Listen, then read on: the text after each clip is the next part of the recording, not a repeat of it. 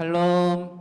네, 오후 샬롬 예배 시간에 오신 모든 분들 축복하고 환영합니다. 우리 이 시간 우리가 온 마음 다해 정말 주님만을 높일 수 있는 시간 되길 소망합니다.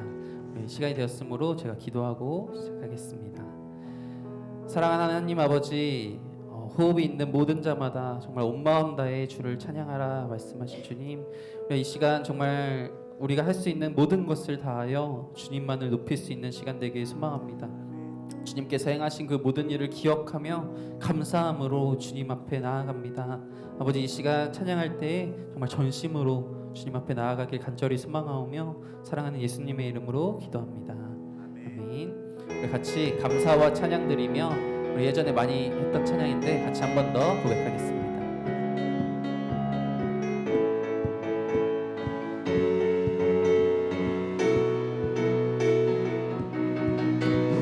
감사와 찬양 드리며 주 앞에 나아가세. 크고 광대하신 주 이름 그의 성소에서 주 한 번 더 고백합니다. 감사. 네, 화면 한번 확인해 주시면 감사하겠습니다. 주 앞에 나아가세. 크고 광대하신 주 이름 그의 성소에서 주를 찬양해. 나팔 소리로 찬양하며 비파와 수금으로 호흡이 있는 모든 자마다 온 마음 다해 주를 높이세. 주의 선하심 인자하심이 선하심과 인자하심이 영원하시도다. 주의 선하심 인자하심이 선하심과 인자하심이 영원하시도다. 주의 선하심과 인자하심이 영원. 우리 2절 고백합니다. 예수 하나님 독생자 만유의 창조주 모두 다 그 앞에 나아가 목소리 높여 주를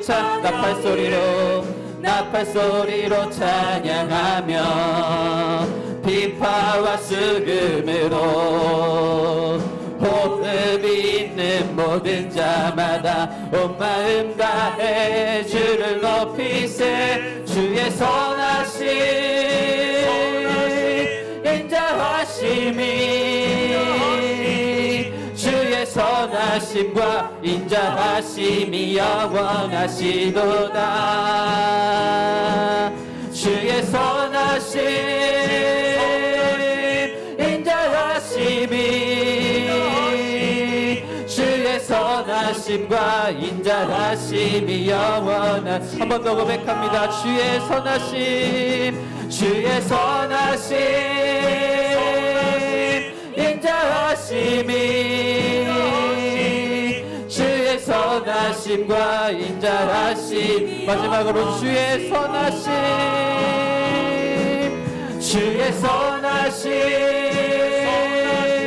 인자하심이 주의 선하심과 인자하심이 영원하시도다. 주의 선하심과 인자하심이 영원. 목마른 내 영혼 주가 이미 허락한 그 귀한 영생수 주여 갈망합니다. 그 약속 따라서 힘써 간구하오니 오 주여 내 기도 어서 들어주소서. 예수의 사랑 바다 물결같이 내게 임하니 영광의 물결에 온전히 쌓여서 내 영혼의 기쁨 기쁨 한량없도다. 주 내게 약속한 큰 비 내려주시려 은혜의 저구름 건너편에 떠올라. 그 귀한 징조가 내게 밝히 보이니 나 힘을 다하여 주께 간구합니다. 예수의 사랑 예수의 사랑 바다 물결같이 내게 임하니 영광의 물결에 온전히 쌓여서 내 영혼의 기쁨. 4절 고백합니다. 그 차고 넘치는 주의 은혜의 물결 힘차게 밀려와 내게 만족합니다. 오 할렐루야로 주를 찬송하오니 내 맘의 기쁨이 항상 충만함이라. 예수의 사랑 예수의 사랑 바다 물결같이 내게 임하니 영광의 물결에 온전히 쌓여서 내 영혼의 기쁨. 예수의 사랑 예수의 사랑 예수의 사랑 바다 물결같이 내게 임하니 영광의 물결에 온전히 쌓여서. 한 번 더 고백합니다. 예수의 사랑 예수의 사랑 예수의 사랑 바다 물결같이 내게 임하니 영광의 물결에 온전히 쌓여서 내 영혼의 기쁨 한량없도다. 아멘. 우리 정말 예수 그리스도의 그 놀라우신 사랑을 우리 기억하며 찬양하는 시간 가지길 원합니다. 우리 저번 주에 배운 찬양 우리 한 번 더 같이 고백할 텐데 우리 길을 만드시는 분 웨이메이커 같이 고백합니다. 주 여기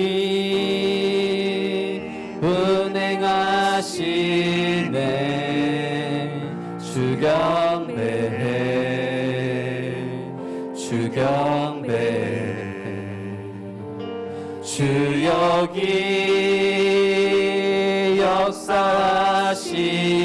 역사하시네 주 경배해. 한 번 더 고백합니다. 주 여기 운행하시네 주 여기 운행하시네 주 경배해 주 경배해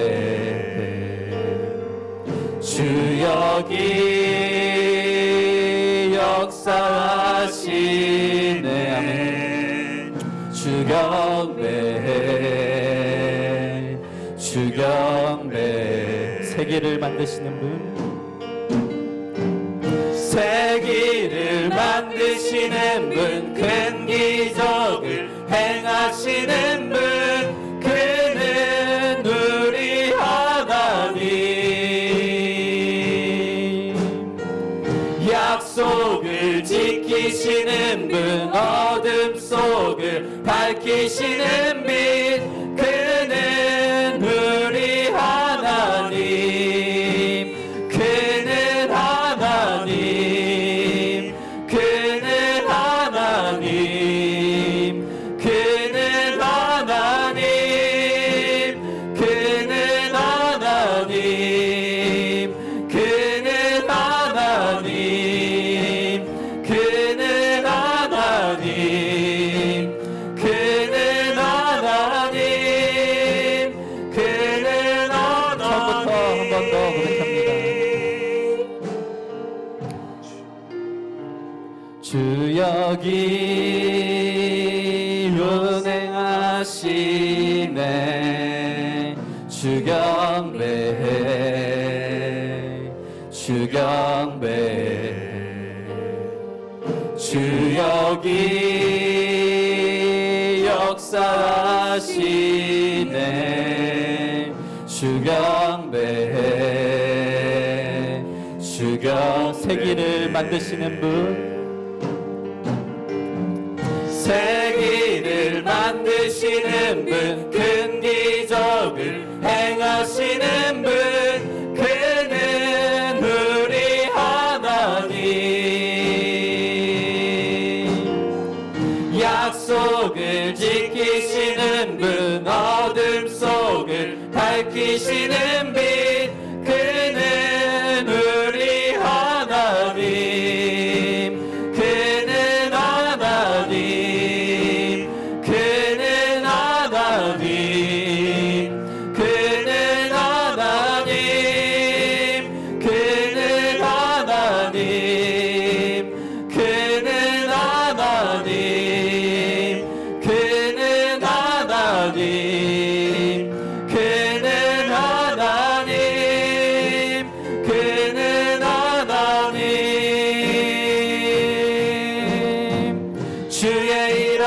볼 수 없어도 주의 일하심 알 수 없어도 주는 결코 멈추지 않네. 주는 결코 멈추지 않네. 주의 일하심 볼 수 없어도 주의 일하심 알 수 없어도 주는 결코 멈추지 않네. 주는 세기를 만드시는 분, 세기를 만드시는 분, 큰 기적을 행하시는 분, 그는 우리 하나님.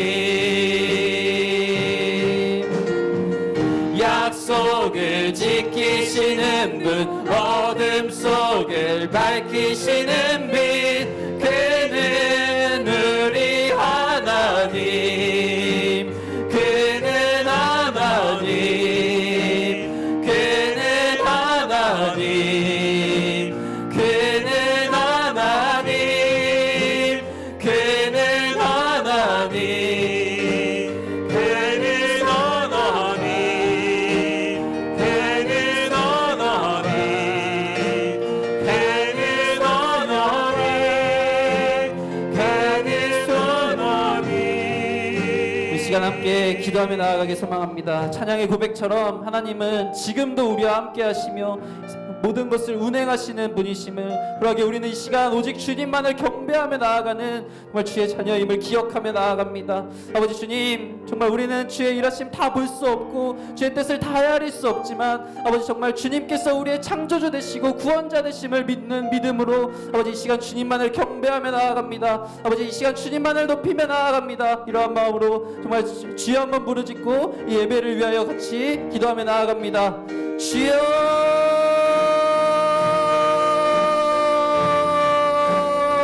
아버지 주님, 주님께서 우리의 그 모든 것들을 아버지 행하시는 주님이심을, 아버지 모든 것을 주관하시는 주님이심을 아버지 우리가 믿음으로 고백하며 나아갑니다. 주의 말씀 듣고자 또한 이 시간 나아갑니다. 아버지 주님께서 하시는 그 모든 말씀들 우리가 정말 주님의 말씀으로 받아들이게 하시고 아버지 주님 그 말씀을 쫓아 행하며 순종하며 행하며 나아갈 수 있는 우리가 되길 간절히 소망합니다.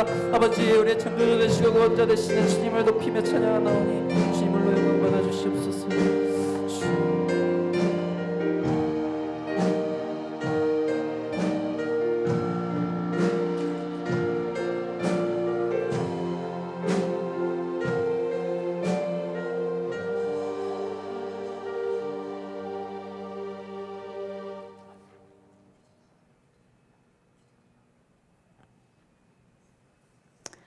사랑의 아버지 하나님, 감사드립니다. 저희가 어떤 상황에서도 예배드리는 걸 멈추지 않고 예배에 온 정성을 쏟으며 우리 삶에서 예배가 얼마나 중요한지 항상 깨닫게 하시고 기쁨의 자리로, 아버지와 화목할 수 있는 자리로 저희를 인도하심을 너무나 감사드립니다. 저희가 주위를 둘러볼수록 세월이 지날수록 주께서 저희에게 경고하시고 경고하셨던 그 일들이 너무나 명명백백하게 드러나는 것을 저희가 목도합니다. 그러나 주께서 또한 저희에게 이러한 일들이 있을 때 무서워하지 말고 두려워하지 말라고 주께서 믿음의 약속의 말들을 저희에게 주셨던 것을 기억합니다. 주님, 저희가 정말 보잘것없는 자녀로 이 세상에서 살고 있지만은 주께서 약속하신 그 하나님 나라를 바라볼 때 주께서 저희에게 약속하신 그 약속이 얼마나 크고 정말 만민이 부러워할 만한 그런 크고 놀라운 약속인가, 저희 보잘것없는 삶 속에서도 늘 잊지 않을 수 있도록 인도하여 주시옵소서. 저희 가는 길이 좁고 험하고 멀고 힘들며 끝이 보이지 않는 그런 전쟁의 그런 한가운데의 삶처럼 느껴질 때 주님, 저희가 바라볼 것은 오직 저희를 인도해 가시고 업어 가시는 주님의 그 인도하심임을 믿고 갈 수 있도록 인도하여 주시옵소서. 주께서 말씀하신 것처럼 온 천지가 주께서 진동하실 때에 모든 것이 흔들리고 넘어지고 부서지고 견고하게 서 있었던 것 그런 것마저도 다 무너질 그때 주님의 자녀로 택하신 저희만은 아무것도 무너지지 아니하고 오히려 믿음에 더 견고히 선 모습으로 주 앞에 발견되길 원합니다. 평소에 저희의 모습을 보면 정말 너무 보잘것없고 저희가 저희 모습을 보면 실망하고 뒤로 넘어지고 저희의 믿음 생활이 아무것도 아닌 것처럼 보여질지라도 주께서 우리를 인도하시고 결코 버리지 아니하시고 주께서 이 보잘것없는 저희를 통해 주님의 그 놀랍고 놀라운 기쁘신 뜻을 주께서 이루어 가실 거라는 주님의 그 뜻, 그 의지를 저희가 믿으며 보잘것없는 자라도 주님의 인도하심을 바라고 힘있게 나아갈 수 있게 되기를 간절히 소원합니다. 주께서 사랑하셔서 이 세상에 심으신 주님의 몸낸 이 성산의 공동체, 이 제단을 너무너무 감사하고 너무너무 사랑합니다.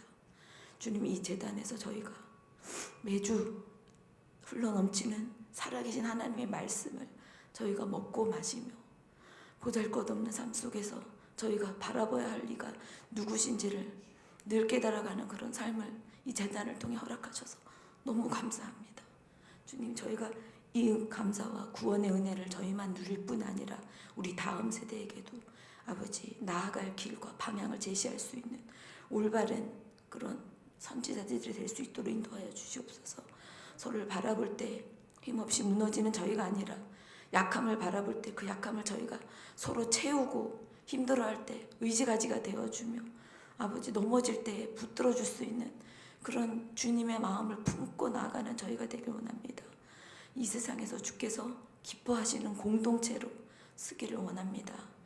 아버지, 이 펜하우스, 이 많은 길을 잃고 방황하는 많은 가정들이 여기에 생명의 말씀, 구원의 삶이 여기 있음을 깨닫고 이곳으로 많이들 나아오는 그런 복된 주님의 방주 같은 역할을 저희가 잘 감당할 수 있도록 인도하여 주시옵소서.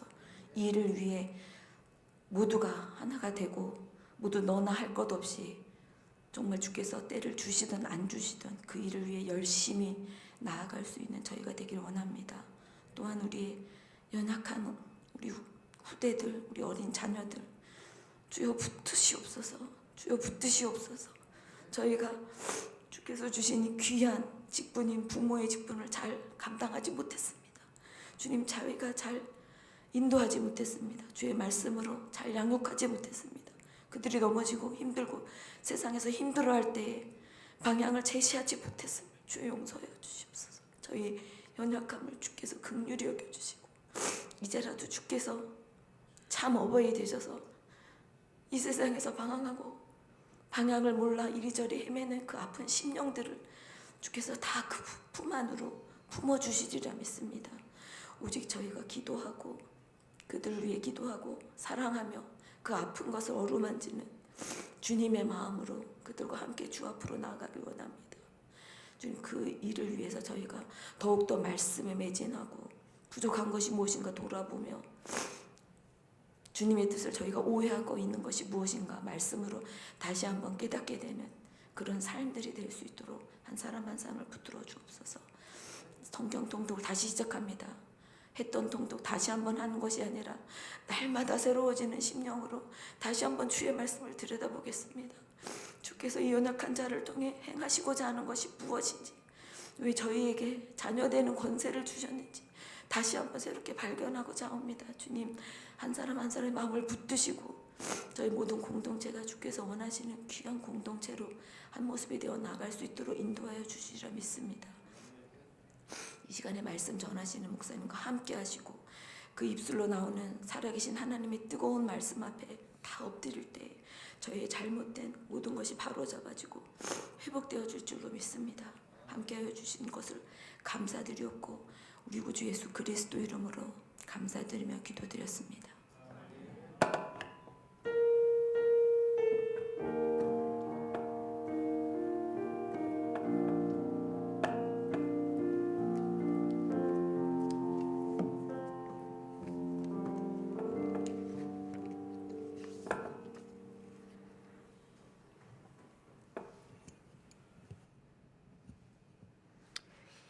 하나님 말씀은 창세기 35장입니다. 창세기 35장 1절부터 7절까지 보시겠습니다. 제가 봉독하겠습니다.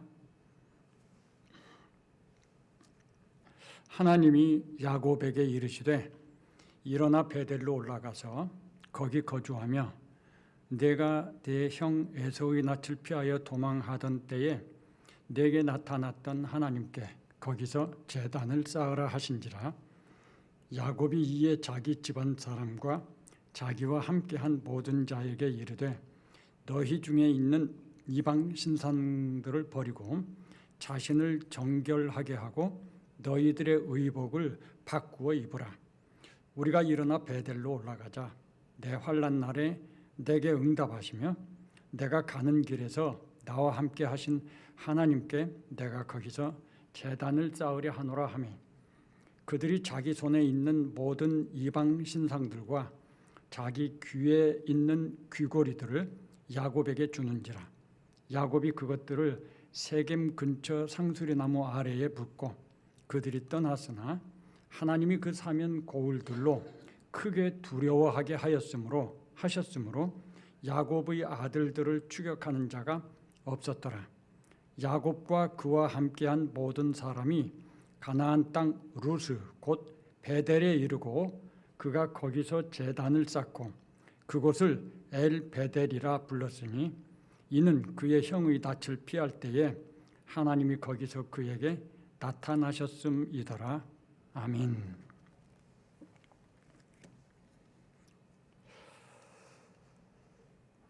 창세기 32장 그 야복나루에서의 이야기가 야곱의 인생에서 아주 중요한 분기점이었다라고 할 수 있습니다.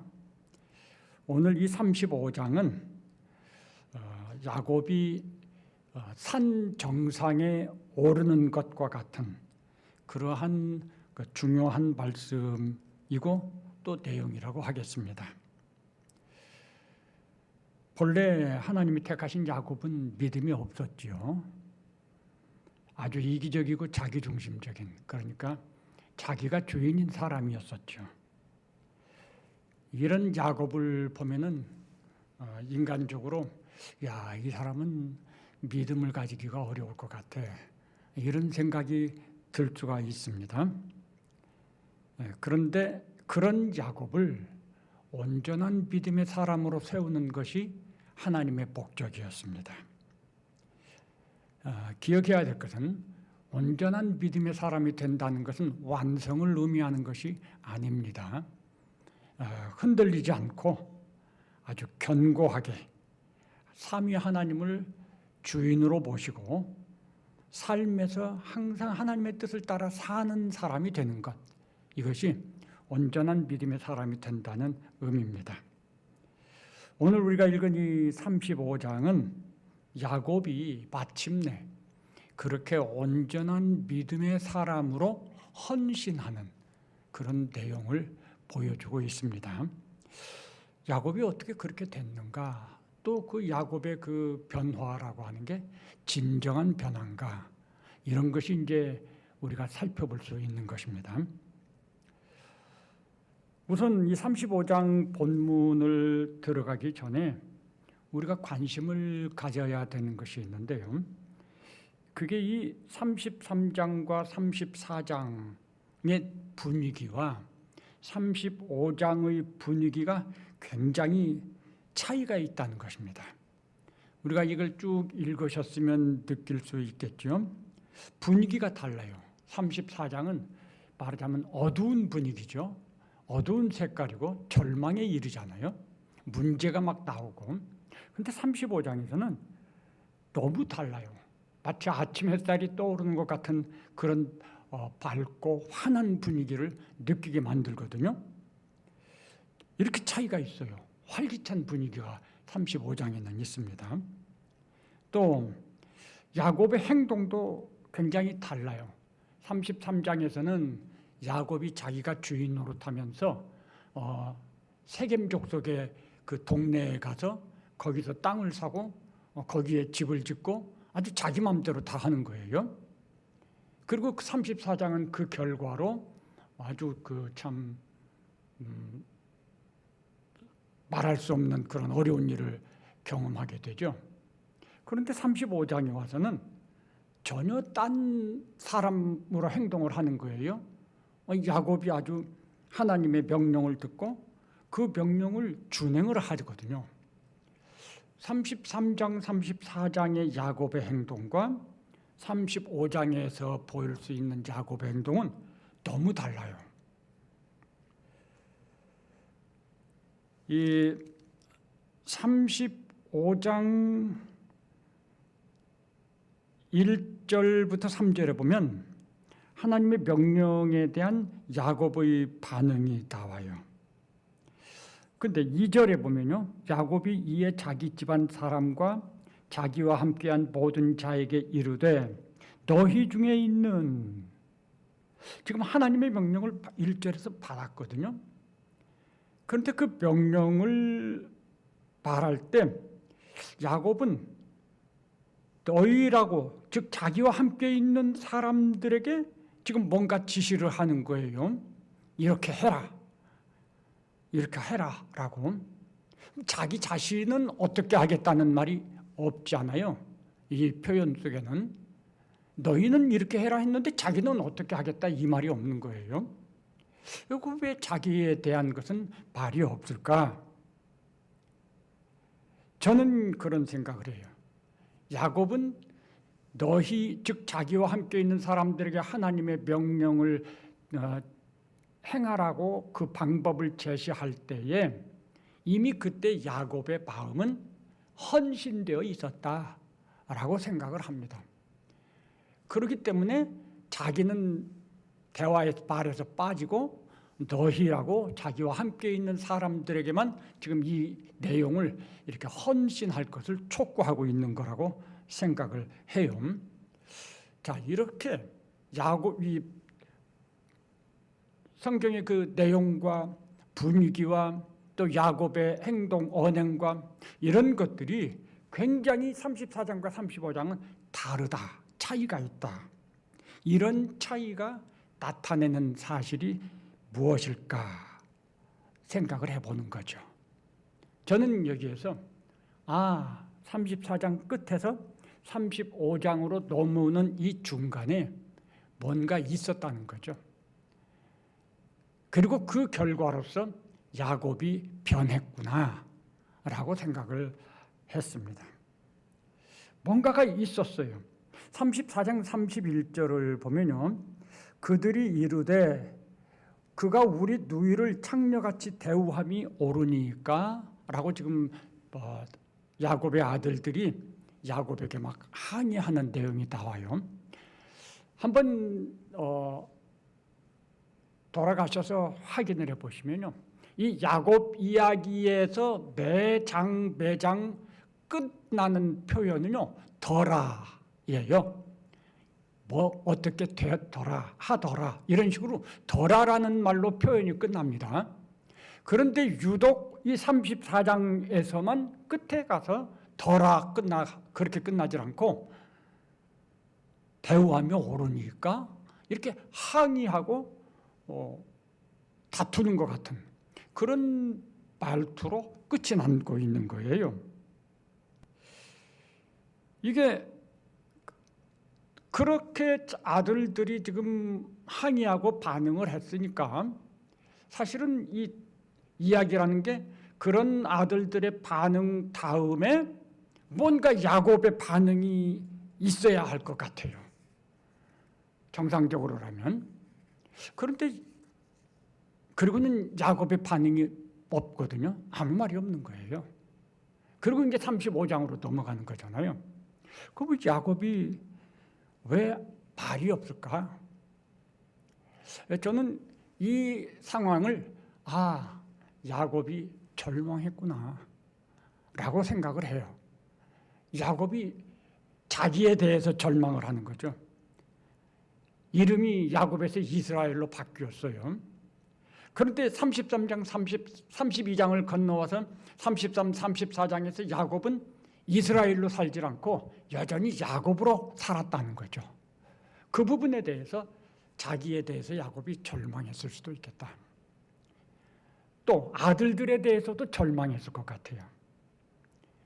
야곱이 아들들에게 뭔가 한마디 하면 아들들이 좀 그걸 존중하고 받아줘야 되는데 이건 전혀 그렇지 않잖아요. 항의를 하고 막 대들고 그러는 거예요. 야곱이 이 아들들을 이제는 어떻게 억어할 수가 없고 어떻게 가르칠 수가 없고 이게 아주 문제가 심각해진 거예요. 그 부분에서 이거 어떻게 하지? 아들들의 문제에 대해서도 야곱은 절망했을 것 같아요. 그리고 무엇보다도 현실 상황에 대한 절망이 있었어요. 야곱이 말한 것처럼 상황이 정말 복잡하고 위중해졌어요. 이 세겜 족속들의 남자들을 다 죽이고 그 부녀들을 이렇게 노예로 그냥 포로로 잡아왔거든요. 이게 정말 해도 너무 지나친 행동이에요. 야곱이 근심 안 할 수가 없죠. 그러면 거기서 이제 어디론가 피해야 되는데 야곱의 말을 보면은 피할 수도 없어요. 왜냐? 뒤쫓아오면 큰일 나죠. 이건 뒤쫓아올 것이 분명하죠. 도망갈 수도 없고 거기서 살 수도 없고 아주 진퇴양난에 처해 있거든요. 그것도 절망인 거예요. 야곱은 이렇게 절망에 빠져버린 거죠. 무슨 할 말이 있을 수가 없죠. 그런데 32장에서 생각해 본 것처럼 절망은 우리 성도들에게는 은혜의 시간이라는 거죠. 야곱이 여기서 이렇게 다시 또 절망에 부딪혔을 때 자동적으로 32장에서 그 절망했을 때의 그 기억이 되살아났을 것 같아요. 그때도 절망했었죠. 근데 그 절망에서 어떻게 빠져나왔죠? 하나님의 도우심이 있었죠. 하나님의 은혜로 거기서 나왔습니다. 마치 집 나간 탕자가 돼지가 먹는 그 쥐엄 열매를 먹으면서 그 속에서 생활하면서 아버지 집에서는 좋았었다고 생각하고 그리고 아버지 집으로 돌아올 그런 마음을 가지게 된 것처럼 역시 야곱도 그랬을 것 같아요. 야곱의 마음속에 야복강 나루에서의 그 기억이 떠오르고 하나님의 은혜로 내가 이렇게 일어났었지. 그 생각은 여기에서도 야곱에게 소망의 빛이 되었을 거라고 생각이 들어요. 그런데 그냥 단순히 소망이라고 하면 너무 부족하죠. 이런 생각 속에서 야곱이 뭔가 했을 것 같다라는 것입니다. 그게 뭘까요? 회개입니다. 자기가 자기에게 절망하는 것, 즉 그게 자기를 부인하는 것이거든요. 절망은 자기를 부인하게 합니다. 그리고 대신해서 하나님을 의지하게 만듭니다. 야곱이 이스라엘로 변했잖아요. 자기가 여전히 야곱으로 행한 그것에 대해서 아마 깊이 있는 회개를 했을 거예요. 회개가 뭐죠? 회개는 애통 또는 통회하는 마음이라고 그랬습니다. 야곱은 자기의 잘못에 대해서 정말 진지하게 깊이 있게 통회하는 그런 마음을 가지고 또 그런 고백을 했을 것 같아요. 거기까지만 하면 회개가 아니에요. 회개는 반드시 돌아섬이 있어야 되는 회개입니다. 야곱은 아마 그렇게 회개 애통하고 나서 돌아섰을 거예요. 근데 돌아섬을 어떻게 하느냐? 마음에 결단하고 다짐하는 거죠.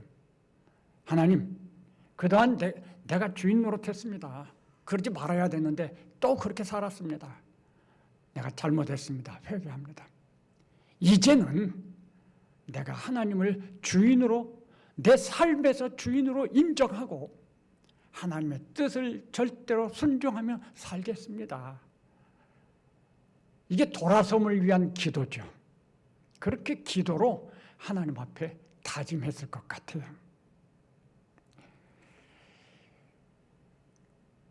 야곱이 그렇게 회개했을 거라는 것을 무엇을 가지고 이야기할 수가 있느냐? 그냥 막연한 저의 생각만이라면 좀 곤란하겠죠. 그 증거가 바로 35장 1절에 하나님이 야곱에게 이르시되, 하나님께서 그동안 야곱에게 나타나서 말씀하지 않으셨어요. 이 세겜 족속을 멸하는 이 과정에서 하나님은 간섭하지 않으시고 침묵하셨어요. 그런데 35장에서 갑자기 하나님이 야곱에게 나타나셔서 말씀하셨거든요. 요 침묵하신 하나님께서 갑자기 나타나셔서 자기의 뜻을 알려주시는 요 차이가 뭐냐? 그것이 바로 야곱이 회개했다는 것을 입증해 주는 것인 겁니다. 우리 성도들이 믿지 않는 사람들하고는 달라요. 성도들은요, 잘못할 수 있어요. 넘어질 수도 있고 완성이 아니니까요. 그런데 우리가 계속해서 하나님의 뜻을 거역하고 내가 주인 노릇하고 하면요, 하나님의 역사가 우리 안에서 사라집니다. 하나님이 우리 안에서 깨달음 주지 않으세요. 갈라디아서 정확하지 않습니다. 꼭 취소하고요. 분명히 성경에 있는 말씀이에요. 성령을 근심하게 하지 말라는 거예요. 또 성령을 소멸한다는 표현이 있어요. 성령께서 우리 안에 계신데 성령이 근심한다는 게 뭘까요? 우리가 하나님 뜻을 거역하고 순종하지 않으면 성령께서 근심하십니다. 그런데 그렇게 하나님 뜻을 거역하고 순종하지 않는 것이 계속 일상이 되면 성령을 소멸하게 됩니다. 성령을 소멸한다는 말은 성령이 우리 안에서 밖으로 나가시거나 없어진다는 뜻이 아닙니다. 성령께서 아무런 일도 못하시는, 마치 없는 것과 똑같은 상태가 된다는 것입니다. 분명히 성령께서 임하여 계시는데 이젠 성령이 없는 거하고 똑같아요. 우리가 끊임없이 하나님 앞에서 거역하고 죄를 짓고 살면은 하나님 우리한테 역사하지 않으세요. 나타나지 않으세요. 깨닫게 하지 않으세요. 그러다가 우리가 우리의 죄를 인정하고 회개하고 결심합니다. 그걸 헌신이라고 말해요. 하나님, 내가 이제는 하나님 뜻대로 살겠습니다. 헌신하면 그때 하나님께서, 성령께서 다시 역사하십니다. 우리 안에서 깨달음을 주시고 말씀을 하셔요. 그게 여기서는 명령으로 하나님이 말씀하신 거예요. 자, 이거 재미있는 거예요. 우리가 그렇게 회개하고 결심하면, 헌신을 결심하면 하나님께서 다시 나타나셔서 하나님의 뜻을 알려주신다는 거잖아요. 명령이라는 게. 이게 무슨 상관이 있냐? 내가 그동안 내 뜻대로 살았다고요. 내가 주인 노릇하고. 근데 이제 결심했어요. 회개하고. 그러면 하나님께서 나타나셔서 하나님 뜻을 알려주시는 거잖아요. 그것이 무슨 의미를 가진 거냐면, 그동안 네가 주인 노릇했다면 이제 너 분명히 결심했어. 그러면 너 결심한 대로 하나님을 주인으로 인정하고 하나님의 뜻, 내가 너한테 명하는 그 뜻을 따라서 삶에서 한번 행동해봐. 기회를 주시는 거죠. 결심했으니까 결심한 대로 할 수 있는 기회를 주시는 거예요. 다시 말하면 우리의 결심이 진짜인지 가짜인지 확인할 수 있는 기회를 주시는 거죠. 그래서 하나님께서 야곱에게 나타나셔서 명령을 하신 것입니다. 분명히 우리 하나님 그렇게 인도하실 거예요. 하나님께서 무슨 명령을 하셨습니까? 1절을 보면은 베델로 올라가서 거기 거주하며 하나님께 거기서 제단을 쌓으라. 명령이 여러 가지인 것 같지만요, 사실은 한 가지라고 생각을 해요. 거주지에 대한 명령이에요. 야곱이 33장에서 어디에 거주지를 정했죠? 세겜 땅에 거주지를 정했습니다. 어떻게 거기로 거주지를 정했죠? 자기 맘대로, 자기가 주인 노릇하면서 자기가 원하는 대로 거기에서 머물고, 거기에 땅을 사고 밭을 사고 거기에 장막을 짓고 우리간을 짓고, 그리고 거기에 머물러 살려고 했던 거예요. 거주지를 정할 때 야곱은 자기가 주인 노릇했던 거예요. 그 문제가 복잡한 거죠. 근데 지금 35장에 와서 뭐라고요? 거주지로 옮기라는 거예요. 베델로 가라. 거주지로 옮기라. 하나님께서 명령했어요. 야곱이 거주지로 옮기면 하나님의 주권을 인정하고, 그리고 하나님께 순종하게 되는 거고요. 근데 거주지 않은 거야. 이런 이유 저런 이유, 이런 핑계 저런 핑계 대면서 머뭇거리면 야곱의 결단과 그 헌신의 기도라고 회개라고 하는 건 진실한 것이 안 되겠죠. 우리가 그런 생각을 할 수가 있잖아요. 우리가 믿음으로 살려고 하면 하나님께서 빨리 복을 주시면 좋은데, 여기서 야곱이 기대하는 복은 뭘까요? 하나님, 염려하지 마. 내가 뒤에 딱 저 사람들 두렵게 가지고 안전하게 보호해 줄 테니까 염려하지 말고 떠나. 이렇게 말씀하시면 좋을 것 같아요. 근데 하나님 그렇게 말씀하지 않으시거든요. 그런 일에 대해서는 이런 방구 말씀이 없으셨어요. 이 내용에 보면. 그리고는 거주지로 옮겨라. 거기 가서 내게 제단을 쌓아라. 이렇게 명령을 하신 거예요. 하나님, 내가 너의 주인이냐? 그러면 이 잘못된 너의 선택을 바꾸어서 내가 너에게 원하는 그리 가거라는 거예요. 하나님이 주권자이신 것, 주인이신 것을 인정하라는 거예요. 삶에서.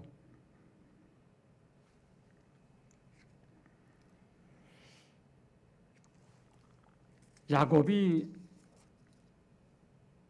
여기 말씀하지 않은 거 하나 있어요. 하나님의 명령 가운데는. 하나님은 어떤 걸 말씀하지 않으셨냐면요, 야곱이 자기가 주인 노릇한 것에 대해서 따지고 책망하지 않았어요. 사실 하나님이 따지고 책망하지 않아도 야곱은 충분히 자기가 잘못한 것 이미 느꼈어요. 왜? 이 상황을 보면 그럴 수밖에 없잖아요. 절망을 할 정도니까요. 하나님 그렇게 따지고 책망하지 않았어요. 야곱은 떠나고 싶은데 염려와 두려움으로 떠나질 못하잖아요. 하나님께서 떠나라고 명령하시면서 뒤는 내가 책임져 줄게, 이런 약속 안 하셨어요. 그 약속을 좀 해주시면 훨씬 편하게 갈 수 있을 것 같은데 약속 안 하시죠. 이게 뭘까요? 그런데 실제는 야곱이 출발했을 때 하나님이 다 책임져 주시고 도와주셨잖아요. 다만 미리 말씀을 하지는 않았다는 것이죠. 여기에 우리가 놓쳐서는 안 되는 하나님의 명령에 깊은 의미가 있어요. 하나님의 그 명령은 사실은 야곱의 그 회개와 결단을 받아주신 것입니다. 그러니까 다시 나타나셔서 명령을 하시는 거거든요. 동시에 내가 어떻게 해주겠다 이렇게 말씀하지 않은 것은요, 어떤 의미일까요? 저는 그렇게 생각해요. 믿음으로 가. 야곱이 떠나라 그랬을 때, 내가 떠나겠습니다, 하나님. 그런데 아무래도 좀 염려가 커요. 저 뒤에 저 사람들 두려움이 있으니까 하나님 좀 막아주세요라고 기도를 할 수도 있겠다고 여겨져요. 근데 그 기도하면은 안 되는 거죠. 그 기도하고 그래 내가 돌봐줄 테니까 염려하지 마, 이렇게 하면 믿음으로 출발하는 게 아닌 거예요. 믿음으로 가는 건 뭐냐? 하나님의 명령이 있으면 그 명령 따라서 가는 게 믿음으로 가는 거예요. 나머지 문제는 하나님이 알아서 해주시고 하나님 뜻에 맡기겠습니다요. 하나님은 어떻게 해주실지 모르지만 하나님께서 어떻게 해주실 것을 내가 믿습니다요. 그래서 말씀, 명령을 따라서 가는 게 이게 믿음으로 가는 겁니다. 우리는 이런 경우에 더 기도하죠. 이것저것 우리가 생각하고 염려하는 또는 필요하는 모든 것들을 하나님, 하나님, 하나님. 자꾸 그렇게 기도하죠. 제가 이제 한 40년 됐네요. 처음 교회를 개척을 해야 될 때. 사실 저는 교회 개척할 생각도 없었고, 개척 교회라고 하는 생각도 없었고, 그랬습니다. 근데 이 상황이 저로 하여금 개척을 하도록 이렇게 흘러갔어요. 하나님께서 그렇게 저를 막 코너로 몰았다고 생각을 합니다. 전 버티죠. 하나님 내 성격 아시잖아요. 나 못해요.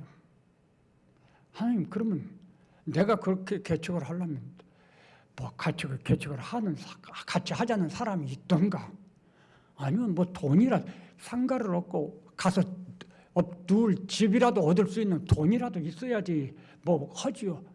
이것도 저것도 아무것도 없는데 하나님 그럼 내가 어떻게 개척을 합니까?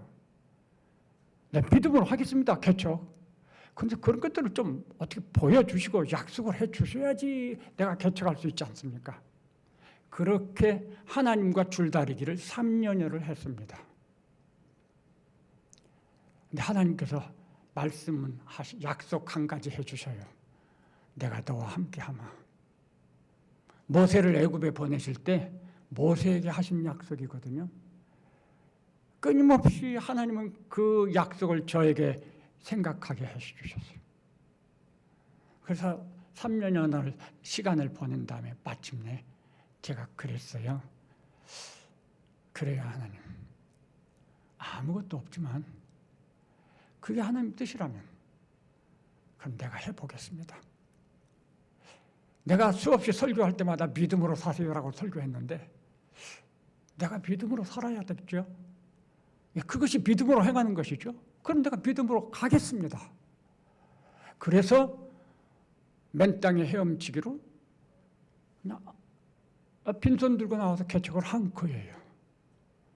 물론 하나님께서 상가를 얻을 수 있는 월세 할 수 있는 보증금도 주시고, 제가 개척하는 첫날 한 성도님도 보내주시고, 그래서 그 성도님과 함께 개척 예배를 드렸습니다. 제가 그랬거든요.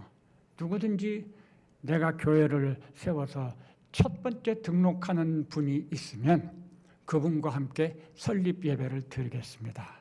제가 그렇게 기도했었어요. 그래서 그렇게 개척 설립 예배를 드렸었습니다. 믿음으로 한다는 게 뭘까?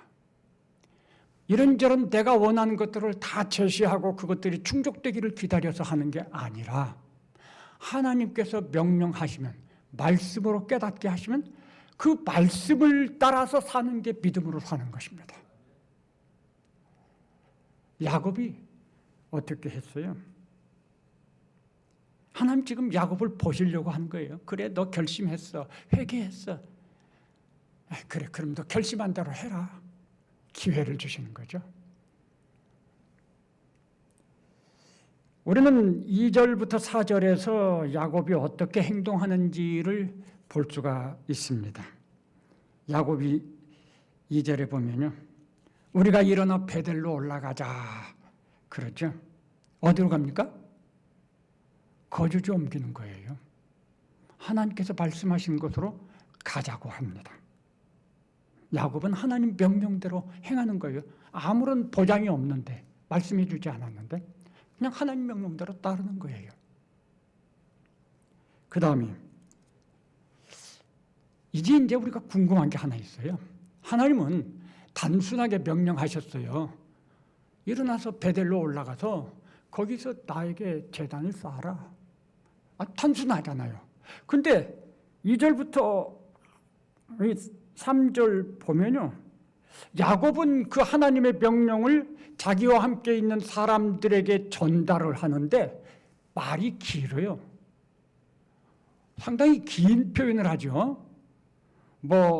야곱이 이에 자기 집안 사람과 자기와 함께한 모든 자에게 이르되 너희 중에 있는 이방 신상들을 버리고 자신을 정결하게 하고 너희들의 의복을 바꾸어 입으라. 하나님이 이렇게 말씀하셨나요? 이렇게 말씀하지 않았어요. 근데 왜 야곱이 이렇게 말하죠? 야곱이 자기 멋대로 하는 겁니까? 야곱이 지금 잘못하는 건가요? 아니죠. 이게 뭘까요? 이게 계획이라고 하는 것입니다. 우리는 일반적으로 계획을 세운다고 하면요, 내가 이것도 하고 저것도 하고 내가 무엇을 하고 금년은 이렇게 하고 내년은 이렇게 하고 이거를 계획으로 생각해요. 그건 세상적으로 계획입니다. 하나님께서 말씀하시는 계획은 하나님 우리한테 지혜를 주셨거든요. 지식을 주셨거든요. 계획을 세울 수 있어요. 그런데 성도가 가지는 계획은 어떤 계획이냐? 하나님께서 베델로 가거라. 거기서 제단을 쌓아라. 명령하셨어요. 그러면 우리는 그 하나님의 명령을 어떻게 하면 준행할 수 있을까를 생각하는 게 그게 계획인 거예요. 내가 하나님을 위해서 뭘 하겠습니다. 이게 이런 계획이 아니고 하나님의 명령을 어떻게 하면 100% 순종할 수 있을까? 이를 생각하고 계획을 한 게 이게 진짜 계획이란 말이에요. 이해하십니까? 그런 계획을 한번 세워보세요. 금년에 우리가 다 하나님께서 주시는 깨달음 속에서 나름대로 목표를 하나님이 깨닫게 해주셨다면 우리 멀게 그래 하나님께서 금년에 내게 이런 목표를 주셨는데 내가 어떻게 이 목표를 이룰 수 있을까? 기도하면서 하나님 지혜를 주세요. 그러면서 그 목표를 온전히 준행하고 이루기 위한 계획을 세우는 것. 이게 하나님이 원하시는 거예요. 야곱이 여기서 지금 이 말한 이것들은 야곱의 계획입니다. 베델로 올라가서 하나님께 제단을 쌓았는데 그냥 갈 수가 없죠. 그냥 가서 안 되는 거예요. 그러니까 자기만 혼자 간다면 또 상황이 달라지는 거예요. 근데 공동체잖아요. 자기 가족이 있고 자기를 따르는 무리들이 있잖아요. 이 사람들이 함께 가야지 되는 거잖아요. 거기에 필요한 계획이 있는 거예요. 그 계획이 뭐죠? 여기서 야곱이 말하는 것입니다. 우선 그 계획을 구체적으로 설명하기 전에 우리가 여기서 야곱의 이 반응을 보면서 야곱은 하나님의 이 명령을 자기만 적용하는 게 아니라 자기 가족과 거기 따르는 모든 종들, 그 사람들에게 똑같이 적용을 하는 걸 볼 수가 있죠. 이것이 공동체의 문제인 것입니다. 야곱 가족은 구약 교회의 시발점이에요. 야곱은 그 교회의 지도자고 리더였습니다. 그러니까 야곱이 하나님의 명령을 온전히 준행하기 위해서 정말 온전한 준행이 되려면 야곱 혼자서 하는 것이 아니라 함께 해야 되는 것이라는 것입니다. 그래서 야곱은 그 명령을 공동체에 적용합니다. 이것은 오늘 우리 신학교회에 그대로 적용이 되는 것입니다. 에베소 4장을 읽어보면 바로 그런 말씀이 나와 있죠. 우리가 모든 성도들이 그리스도라는 믿음과 지식에서 하나가 돼서 그래서 우리가 믿음이 성장해가지고 그리스도의 몸에 장성한 개인이 장성한 분량에 이르는 것도 포함이 되지만 교회가 몸이 공동체가 그리스도의 장성한 분량에 이르게 하라는 거예요. 이게 건강한 몸인 것입니다. 똑같은 원리가 야곱에 이게 있었고 우리한테도 적용이 되는 것입니다. 그래서 우리는 항상 이 교회의 모든 성도들이 믿음과 지식에서 하나가 되는 것을 목표로 삼고 그렇게 함께 수고하고 노력을 해야 되고 우리 방향을 그렇게 잡고 나가야 되는 거예요. 여기 보면 3절에 이렇게 야곱이 이제 지시를 하면서 덧붙인 표현이 하나 나와요. 우리가 일어나 베델로 올라가자. 내 환난 날에 내게 응답하시며 내가 가는 길에서 나와 함께 하신 하나님께 이 야곱의 고백입니다. 그동안 야곱이 이런 고백 없었어요.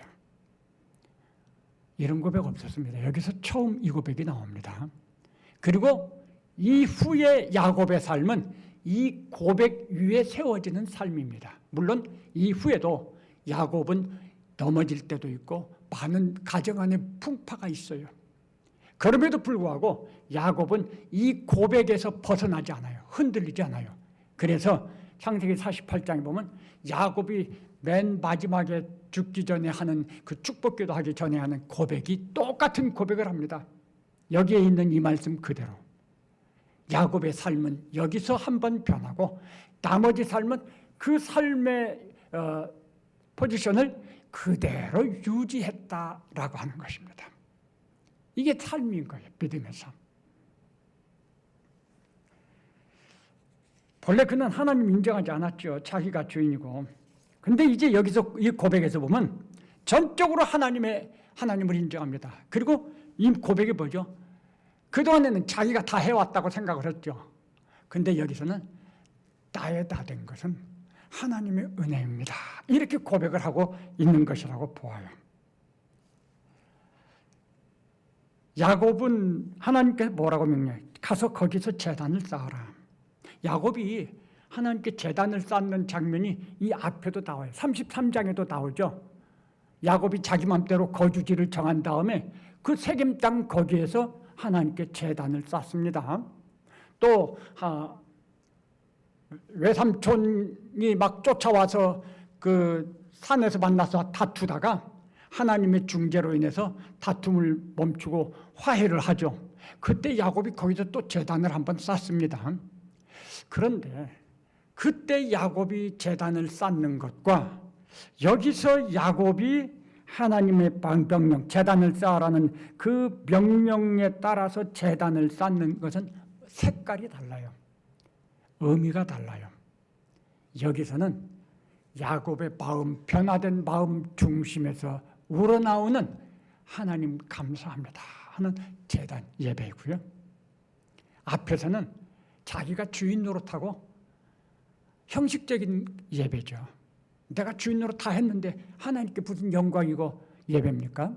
감사고? 그런 거 없죠. 그런데 하나님께 부른 거예요. 형식적인 거예요. 여기서는 진심으로 하나님을 영화롭게 하는, 하나님께 모든 영광을 돌리는 그런 예배를 드리게 됩니다. 여기 또 놓치면 안 되는 게 한 가지 있어요. 야곱이 이제 자기를 따른 모든 사람들에게 우리가 베델로 올라가자 이렇게 권고하죠. 그러면서 막 우리가 해놓고는 중간엔 내가로 바꿔요. 내가 거기서 제단을 쌓으려 하노라. 시작은 우리가 이렇게 말하고 나중에는 내가 거기서 제단을 쌓으려 하노라 하고 말을 끝내거든요. 요 미묘한 차이를 우리가 생각해 볼 수 있어야 돼요. 야곱은 목적을 가지고 있어요. 하나님의 뜻을 쫓아서 베델에 가서 하나님을 예배하려고 합니다. 그건 야곱에게 주신 분명한 명령이에요.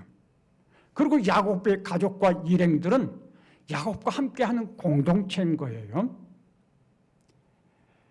누구든지 야곱과 함께 그 야곱의 목적에 참여하기를 원할 때는 야곱과 똑같이 돼야 되는 거죠. 준비해야 되는 거예요. 야곱은 회개하고 결단을 내렸고 이제는 하나님을 나의 주인으로 모시고 그 하나님의 주권 아래서 내가 순종하며 살겠습니다. 이렇게 헌신했다고요. 야곱과 함께 가는 그 사람들, 베델로 가서 함께 제단에 참여하기를 원하는 사람들은 야곱 같은 마음을 가져야 돼요. 그 준비해야 돼요. 그런 마음 아니고 같이 갈 수는 없는 거예요. 그런데 야곱은 그 말을 하면서 내가라고 표현을 바꾼 거죠. 내가라고 표현을 바꾼 게 무슨 의미일까요? 나는 그렇게 하겠다. 여러분도 그렇게 하기를 원합니다. 그러나 강제는 아니에요. 여러분들이 싫으면 안 따라올 수 있습니다. 여러분들이 마음에 안 들어 하면 따로 할 수 있습니다. 따로 딴 길로 갈 수 있습니다. 공동체라고 하는 건 그런 거예요. 우리가 조심해야 될 것은 바로 여기에 있어요. 내가 올바른 목표를 가지고 나에게 임한 하나님의 뜻이 분명하면은 그것을 내가 하는 건 당연한 거죠. 정말 합당한 거죠. 근데 그것을 모두에게 똑같이 강제하는 것은 무리가 된다는 거예요. 권고할 수는 있습니다. 깨닫게 할 수도 있고, 그러나 강요할 수는 없다. 야곱은 강요하지 않았어요. 그들 자신들의 의지를 가지고 인격적인 결단과 선택을 할 수 있도록 배려를 했죠. 이게 정말 중요해요. 우리 가정에서 부모님들이 자녀들을 대할 때 이런 잘못을 범하기가 쉬워요. 내가 경험했다. 이거 해보니까 이것이 맞더라. 이게 좋더라. 너희도 그렇게 해라. 내가 부모인데 따라라. 이렇게 권하기 쉬워요. 저도 그런 식으로 했다가 상당히 어려운 일을 많이 경험해 봤어요. 지금은 그렇게 하지 않습니다. 이제 제가 변하니까요. 야곱은 강제하지 않았어요. 사실 하나님도 강제하지 않아요. 하나님이 강제로 했다면요, 야곱 벌써 개 목줄 매듯이 그냥 꽉 붙잡고 끌고 가셨겠죠. 너 내가 이리 데리고 가려고 하는데 따라와 하고 강제로 믿음의 자리에 앉혀놓았겠죠. 아브라함과 이삭과 야곱의 하나님으로. 근데 그게 야곱의 마음에서 순종이 되겠습니까? 헌신이 나오고요. 그러지 않는 거죠.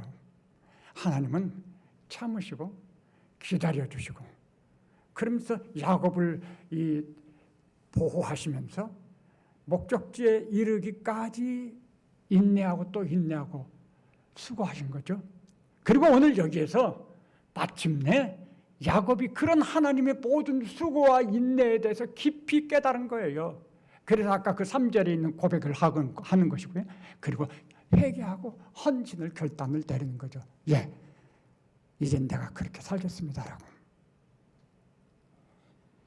정말 우리가 믿음과 헌신을 강제할 수 없다는 거. 예, 믿음은요, 강제로 가질 수 있는 게 아니잖아요. 정말 우리가 기도를 많이 해야 되겠죠. 누구든지 그러나 스스로 자원하여 결정하고 따라오게 만들어야 되는 거예요. 그래야지 그게 진짜 헌신이 될 수 있고 진짜 믿음이 될 수 있는 것입니다. 야곱의 헌신의 내용, 아까 그 2절 보면요, 이제 구체적으로 야곱이 어떻게 하나님에게 그 하나님의 뜻에 헌신했느냐, 세 가지를 말하죠. 이방 신상들을 버리고 자신을 정결하게 하고 너희 의복을 바꾸어 입으라. 이렇게 세 가지를 말합니다. 버리고 정결하게 하고 바꾸어 입으라. 하나님께 나아갈 때는 이게 중요해요. 왜 그럴까요? 하나님은 온전히 거룩하시거든요. 하나님은 흠과 티가 없으시거든요. 흠과 티가 없는 하나님을 만나는데 흠과 티가 있는 상태로 나갈 수는 없어요. 그건 절대 없습니다. 그럼 죽어요. 하나님 앞에 나가는 자는 흠과 티가 없어야 돼요. 이방 신상들을 버리고, 그 흠과 티가 없는 것이 시작하는 부분은 뭐예요? 버리고가 먼저예요. 버리고.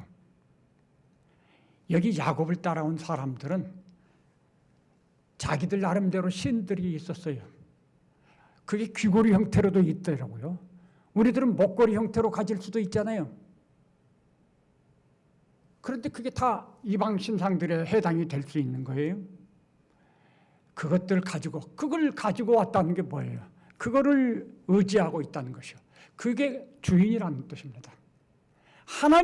야곱은 하나님이 주인이에요, 이제. 하나님 한 분밖에 없어요. 야곱과 함께 하나님을 예배하러 가는데 똑같이 하나님이 한 분 주인이어야죠. 두 주인인 상태에서 하나님께 나아가면 안 되는 거예요. 그런 있을 수가 없는 일이에요. 그 점에서는 본인들이 선택을 할 수는 있지만 참여하기를 원하면 야곱과 똑같아져야 되는 거죠. 야곱은 그렇게 말한 거예요. 신상들을 버리고 그 다음 정결하게. 어떻게 정결하게 합니까? 정결하게 한다는 건 목욕하는 거예요. 깨끗하게 하는 거. 예수님도 말씀하셨잖아요. 마음이 정결한 자는 복이 있나니 하나님을 볼 것이며. 우리가 정결하게 되는 것은 딱 한 가지 방법이 있어요. 회개입니다. 회개가 우리를 정결하게 하는 거예요. 돌아보세요. 아니, 난 회개할 거 없는데. 혹시 우리 가운데 회개할 거 없는 사람이 있습니까? 그런 사람은 없어요. 잘못 알고 계셔서 그렇지. 왜 없습니까? 왜 회개할 거 없는 사람이, 즉 왜 죄인이 아닌 사람이 없다 그 말입니까? 죽기 때문에 그래요. 죄값은 죽음이라고 했습니다. 누군가가 죽는다고 하는 것은 자기의 죄값을 지불하는 행위인 것입니다. 그러니까 만일 누군가 죽지 않는, 육체적인 죽음을 죽지 않는다고 하면 그 사람은 죄 없는 사람이 분명해요. 그런데 우리가 나이 차이는 있지만 반드시 죽는다면 역설적으로 나는 내 죄값을 지불하고 죽는 것입니다. 내가 죄인이라는 것을 증거하는 거예요. 우리들이 평생토록 착하게 사는 것 같아도요, 사실 우리는 그렇지 못합니다. 우리의 겉으로 드러난 옷은 깨끗한 옷을 입고 항상 살았을지 몰라요. 그러나 우리의 마음은 깨끗한 것이 아니에요. 우리의 마음은 죄로 가득 차 있다고밖에 설명할 수가 없어요.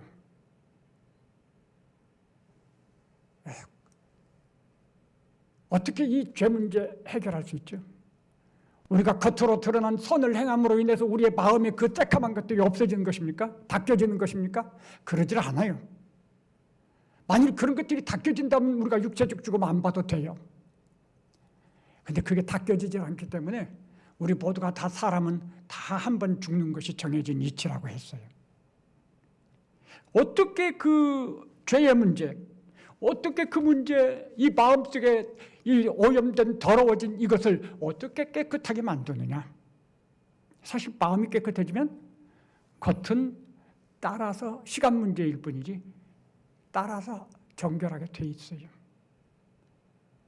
마음이 깨끗해지는 이 근본적인 죄 문제 해결하는 건 딱 한 가지 방법밖에 없죠. 우리가 잘 알아요. 누구든지 내 죄값을 대신 지불해 주면 됩니다. 내 죄값을 대신 지불하는 게 뭐죠? 내 대신 죽어주는 거예요. 왜냐하면 내가 죄값을 지불하려면 죽어야 되니까. 누군가 내 대신 내 죄값을 지불해주고 대신 죽어주면 내 죄가 문제 해결해요. 그런데 이 세상 사람 중에 누가 내 대신 내 죄값을 지불하고 죽어줄 사람이 있나요? 없어요. 왜죠? 모두 다 자기 죄값으로 죽는 거거든요. 누군가 죄 없는 사람이 있어야지 나를 대신해서 죽어줄 수 있죠. 이게 우리의 절망인 겁니다. 그래서 하나님이 우리를 너무 사랑하시고 긍휼히 계셔서 독생자 예수님을 세상에 보내시고 인간의 몸으로 태어나게 하시고 인간의 모든 고난과 그런 시련을 다 당하게 하신 다음에 죄 없으신데, 죄를 다 이기셨는데 죄인, 강도 같은 죄인으로 인정받고, 왜? 우리 죄를 대신 지불해야 되니까 죄값을. 십자가에서 죄인의 죽음을 죽게 하신 거예요. 예수님의 십자가의 죽음은 우리 죄값을 지불하는 것이었어요. 대신해서. 그것도 하나님이 대신 지불해 주셨어요. 내가 지불한 게 아니라. 예수님을 믿는다는 게 바로 그렇게 해서 내 죄값을 대신해서 죽어주신 그 예수님이 나의 구주이라고 내가 인정하는 거예요. 그게 믿는 거죠. 이 방법 외에는 이 깨끗해질 수 있는 방법이 없어요. 그런데요, 내가 죄인이라고 인정하지 않으면 예수님의 그 공로는 나하고 상관이 없어요. 내가 죄인이라고 인정을 해야만 예수님의 그 공로가 나와 상관이 있어지기 시작하는 거예요. 아무 필요 없죠. 내가 죄인 아니면. 죄인이라고 하는 것을 인정하고 회개하고, 그리고 그런데 나는 불가능한데 예수님이 나의 죄값을 대신 지불하고 희생하고 죽어주셨습니다. 이제는 그 예수님이 나를 위한 희생을 주신 그 구세주인 것, 구주신 것, 주인이신 것 내가 받아들이고 인정합니다. 이게 믿는 거예요. 그렇게 하면 깨끗이 목욕하는 거죠. 예. 정결하게 하고 우리는 하나님 앞에 나갈 때는 그렇게 정결하게 해야만 나갈 수가 있어요. 그렇지 않으면 하나님께 어느 누구도 나갈 수가 없습니다. 그 다음에 의복을 바꾸어 입으라 그랬죠. 이건 너무 당연한 거죠. 몸이 더러워져가지고 목욕탕에 가서 목욕했습니다. 그러면 나왔을 때는 새 옷 입어야죠. 더러운 옷 도로 입고 나가는 사람이 있습니까? 그건 좀 이상한 사람이죠. 정상적인 사람은 새 옷으로 갈아입습니다. 그 말은 어떻게 우리가 새 옷을 갈아입는다는 게 뭘까요? 예수님 믿었어요. 예수님으로 인해서 우리가 깨끗하게 됐습니다. 그러면 이제는 예수님을 믿는 사람으로 살아야 돼요. 그것을 성경은 그리스도로 옷 입고 살아라. 그리스도로 옷 입고 사니까 내가 사는 거 아니에요. 사람들이 볼 때는 예수님이 사는 것으로 보이겠죠? 갈라디아서 2장 20절이 그렇게 말씀하는 거예요. 이제 내가 사는 것은 내가 사는 게 아니죠. 내 안에 그리스도께서 사는 것이라고 그랬어요. 요한계시록 19장 8절, 7절인가요? 8절인가 보면 의의 옷을 입으라고 했는데 그런데 그 흰 세마포 의의 옷은 성도들의 옳은 행실이라 그랬어요. 그리스도로 말미암은 의의 옷을 우리가 입었는데 그것이 계시록에서는 옳은 행실이라는 거예요. 이게 어떻게 연결이 되나요? 우리가 그리스도로 정결하게 됐으면 이제는 그리스도 안에서 살아야 돼요. 그리스도로 옷 입은 상태로 살아야 돼요. 그것을 옳은 행실이라고 말을 한 거예요. 삶을, 예수님을 믿고 믿음으로 사는 그 삶이 옳은 행실이라고 한 거예요. 그래서 예수님을 옷 입었다는 것은 성도들의 옳은 행실은 같은 걸 말하는 거예요. 의복을 바꿔 입어라 그랬죠. 야곱이 그렇게 아주 세심하게 그리고 철두철미하게 하나님 앞에 나가서 그 하나님의 명령을 준행하기 위해서 이렇게 생각하고 계획하고 그리고 얘기를 했습니다. 어떤 반응이 있었죠? 4절에 보면 그들이 자기 손에 있는 모든 이방 신상들과 자기 귀에 있는 귀걸이들을 야곱에게 주는지라. 다 참여했습니다. 다 내놓았습니다. 야곱이 그것들을 어떻게 해요? 세겜 근처 상수리 나무 아래에 묻었고 야곱에게 다 위임했더니 야곱이 묻었습니다. 이 묻었다는 게 뭘까요? 죽었다는 것과 의미가 같은 거죠. 옛사람은 죽었습니다. 야곱만 그런 게 아니에요. 야곱과 함께 있는 모든 사람들이 그렇게 했습니다. 자, 하나님의 명령을 행하는 야곱을 보면서 어떤 느낌이 드십니까? 야곱이 진짜 변했구나 이런 생각 드시죠? 야, 정말 야곱 마음이 변했네. 정말 헌신했네. 그런데 이 야곱이 이렇게 하는 게 누가 하나님이 막 강제하고 떠밀어서 이렇게 하는 게 아니죠. 야곱이 자기가 자원해서 자발적으로 이렇게 하는 거예요. 이게 진짜인 거죠. 그게 야곱의 마음이 진짜 변했다는 것.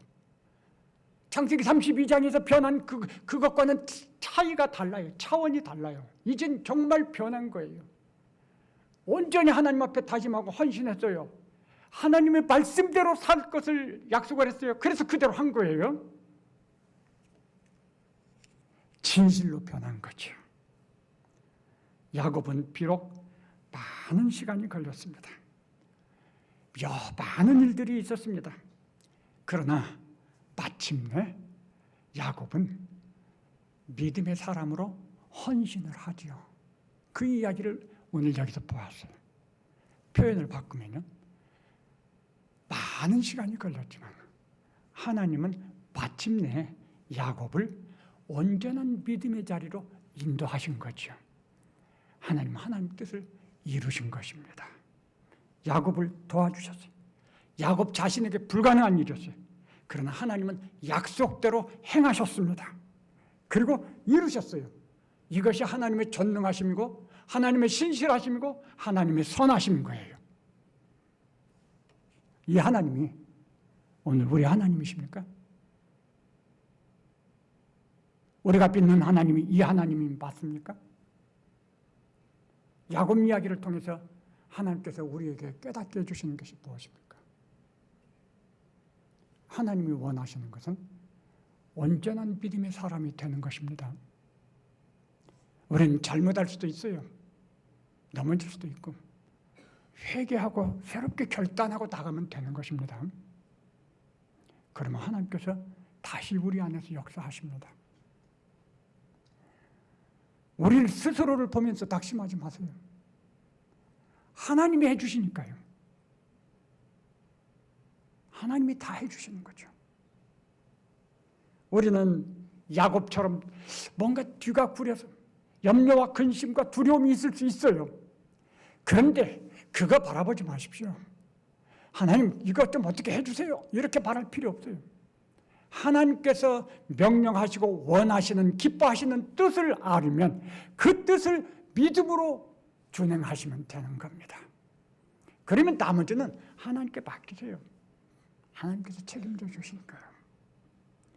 야곱처럼 삶을 헌신하는 믿음의 자리로 우리 모두가 다 나가시고 정말 하나님의 주시는 그 은혜의 풍성함을 누리면서 이렇게 생활하실 수 있기를 바랍니다. 기도하시겠습니다.